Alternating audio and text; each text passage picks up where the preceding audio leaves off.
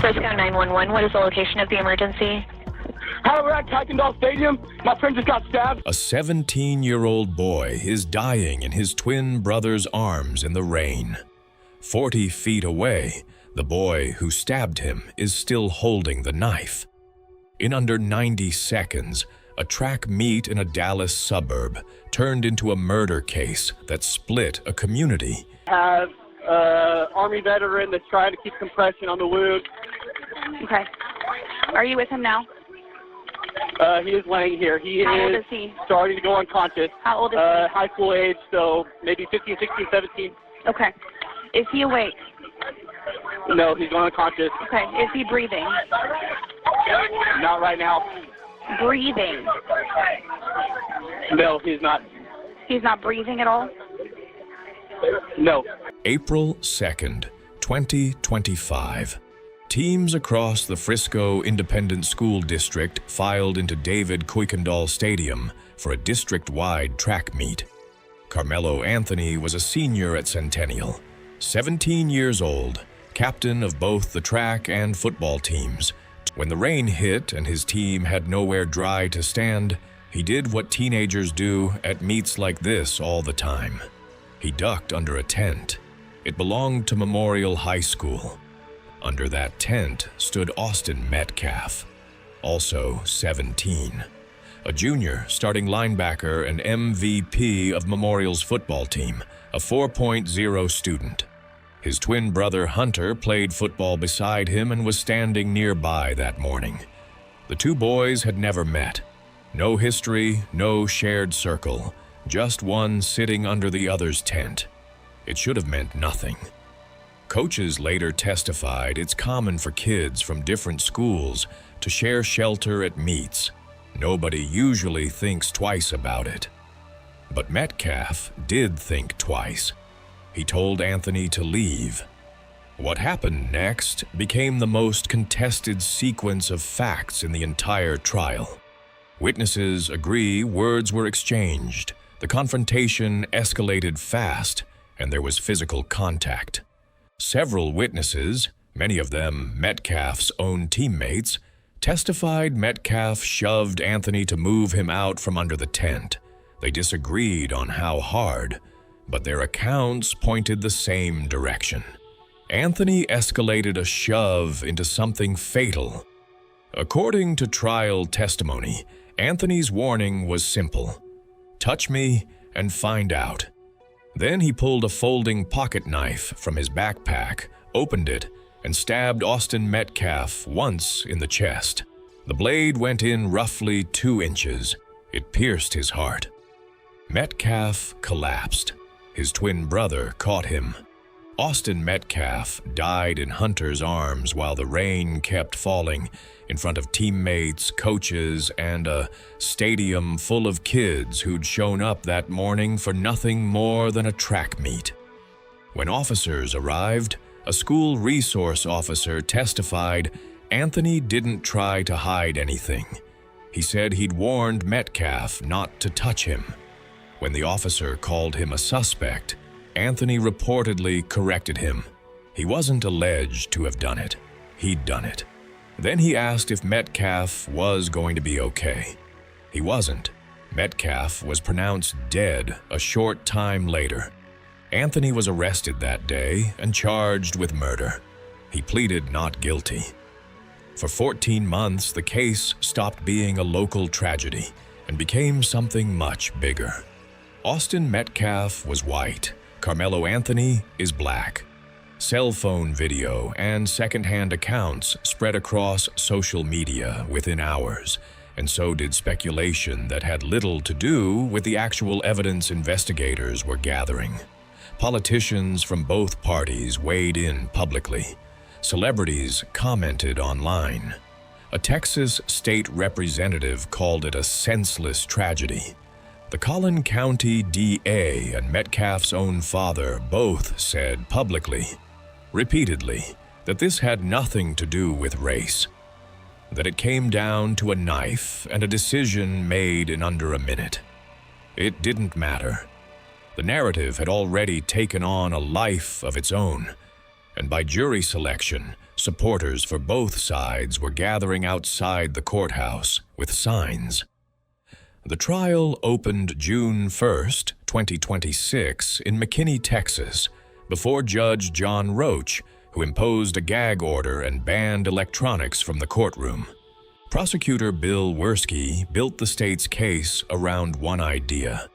Whatever happened under that tent, it never justified a knife.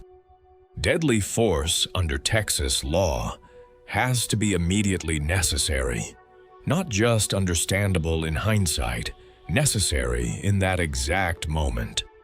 Werski argued Anthony had other options. He could have walked away. Instead, prosecutors said, he provoked the confrontation, threatened Metcalf, then escalated, a shove into a killing. You do not get to meet a shove with a stab, Werski told jurors. The defense, led by attorney Mike Howard, told a different story entirely. Anthony, Howard argued, was a kid surrounded by a group of much larger memorial athletes in a tense, chaotic moment. And in that moment, genuinely feared for his safety. Howard pointed to the real possibility that Metcalf's twin brother and other teammates standing nearby might have jumped in if the confrontation turned physical. He called it a split second of chaos where nobody could know what was about to happen next. The defense called Anthony's own coach, who testified that sharing tents with rival schools wasn't unusual at all. They also called a Memorial High School student who gave an account favorable to the defense, testifying that Metcalf grabbed Anthony before the stabbing happened. But under cross-examination from prosecutors, that same student admitted something damaging to Anthony's case, that Anthony had provoked Metcalf in the first place. That single contradiction became one of the most pivotal moments of the trial. Jurors heard from Collin County's chief medical examiner, who described the precision and depth of the fatal wound. An officer confirmed that under Texas law, carrying a 5-inch knife isn't illegal, even though Anthony brought it onto school property in violation of district policy. Investigators played body cam footage from the scene. In one of the more pointed pieces of evidence, prosecutors demonstrated for the jury exactly how quickly a folding pocket knife like Anthony's can be opened, undercutting the idea that this was a slow, deliberated act. In one of the more pointed pieces of evidence, prosecutors demonstrated for the jury. We are grateful to this jury, and we are grateful that the good citizens of Collin County had an opportunity to weigh in on this case. I'm proud of the exceptional work of Bill Werski and our team of prosecutors, DA investigators, and victim advocates, and all the good and outstanding men and women of the Collin County District Attorney's Office. Exactly how quickly a folding pocket knife like Anthony's can be opened. There evidence shown during the trial. You see it right there, the 5-inch knife that prosecutors say was used by Anthony in the stabbing. The 19-year-old, as we know now, was convicted of murder just 10 days ago, sentenced to 35 years in prison. His legal team is appealing his conviction. Undercutting the idea that this was a slow, deliberated act, but also undercutting the idea that it was too fast to be anything but pure reflex. It cut both ways, and the prosecution used it to argue Anthony had time to choose differently. Anthony never testified. The defense rested on June 8th without calling him. Closing arguments came down to dueling lines. Werski told the jury this was murder, unjustified, premeditated enough, fatal.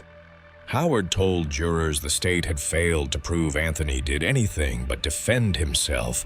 We thank all the parents and their brave kids who did the right thing. Despite the trauma of witnessing the senseless murder at a school track meet, they cooperated fully and testified truthfully. Their courage was essential to securing justice in this case.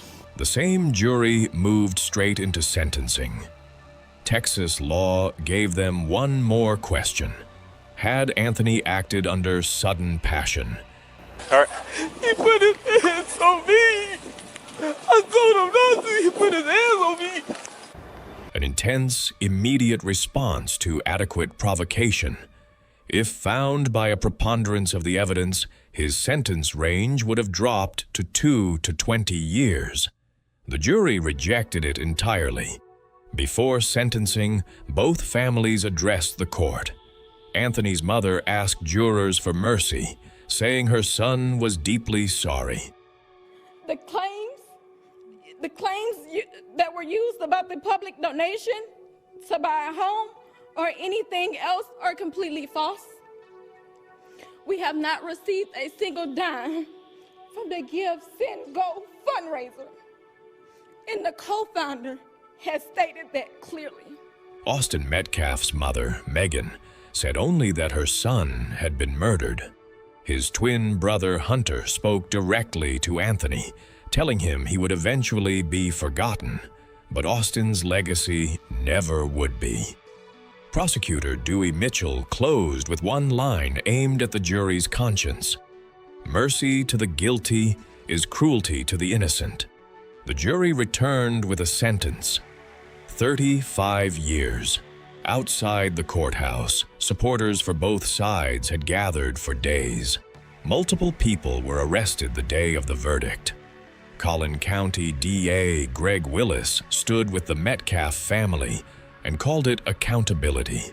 The Metcalf family said no sentence would undo what they lost.